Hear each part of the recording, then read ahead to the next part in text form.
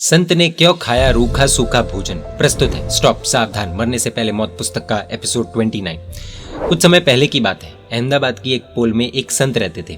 सरयू दास जी उनका नाम था। उन्हें जो ज्ञान प्राप्त हुआ था उस लिहाज से तो संत ही थे। संत का भक्तगण भी बहुत अच्छा खासा था। एक बार किसी श्रीमंत भक्त ने संत और अन्य 300 सन्यासियों को भोजन के लिए अपने घर अच्छे भावों के साथ निमंत्रण दिया। भोजन का वह दिन आ गया। निर्धारित समय से पहले सभी सन्यासी पधार गए। अभी वे मुख्य संत नहीं पधारे थे। 300 सन्यासी अपनी अपनी जगह देखकर बैठ गए। अभी संत आते ही होंगे, ऐसा सोचते हुए 300 सन्यासियों को पकवान परोसना श्रीमंत भक्त ने शुरू कर दिया। लापसी भी उस भोजन का एक हिस्सा था। बाकी सभी पकवान भी परोसे जा चुके थे। मुख्य संत अभी आने थे, लेकिन न जाने क्यों सन्यासी धैर्य गवाकर औचित्य चूक गए। मुख्य संत के आने से पहले ही भोजन शुरू कर दिया और कुछ ही समय में मुख्य संत पुरुष पधारे। एग्रेसिव नजर चारों ओर घुमाई और अपने लिए लगाई गई जबरदस्त गद्दी पर बैठ गए। उनका मन उदास लग रहा था। योग्य विधि करके भक्त श्रीमंत ने घी से तरबतर लापसी का थाल मंगवाया। उसकी ओर नजर डालकर मुख्य संत पुरुष ने कहा, मुझे ये नहीं चलेगा, 2 रूखी रोटियां हो तो मंगवाओ। ये शब्द सुनते ही श्रीमंत और बाकी सभी सन्यासी स्तब्ध हो गए, शॉक्ड हो गए।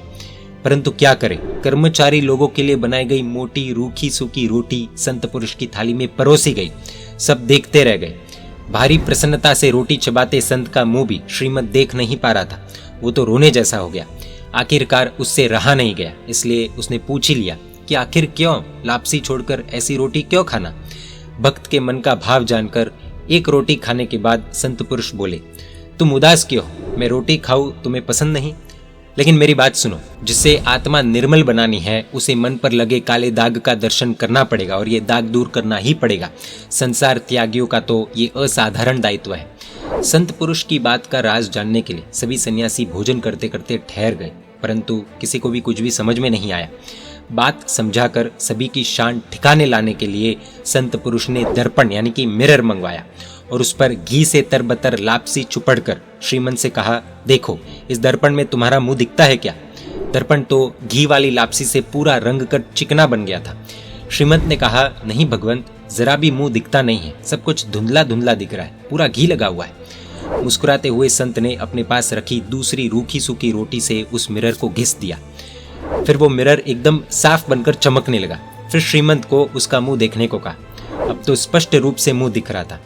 अभी भी किसी को इस जादू का राज समझ में नहीं आ रहा था। संत पुरुष ने कहा, जिसे आत्मदर्शन करना है उसे सदैव रुक्ष भोजन लेना चाहिए, यानी कि रूखा सूखा भोजन लेना चाहिए। घी आदि पदार्थों के स्निग्ध भोजन कभी भी शरीर शुद्ध नहीं होने देंगे और शरीर के दोष देखने भी नहीं देंगे।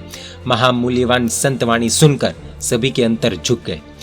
इसको आयम्बिल से जोड़कर देखे तो संत ने एक प्रकार से आयम्बिल का ही खाना खाया और बाकी सन्यासियों ने विगयों का खाना खाया। मुख्य संत ने कहा, अगर शरीर और मन को शुद्ध रखना है तो रुक्ष आहार यानी कि आयम्बिल में जो हम खाते हैं वह आहार ही बेस्ट है। इसको सुंदर एंगल से देखे यानी कि हेल्थ बेनिफिट से भी देखे तो कई बार ऐसा हमने सुना होगा या अनुभव किया होगा कि बीमार व्यक्तियों की लंबे समय से चल रही बीमारी भी आयम्बिल करने से ठीक हुई है। रेगुलरली वो आयम्बिल करते हैं और कैंसर जैसी बीमारी भी ठीक हो जाती है।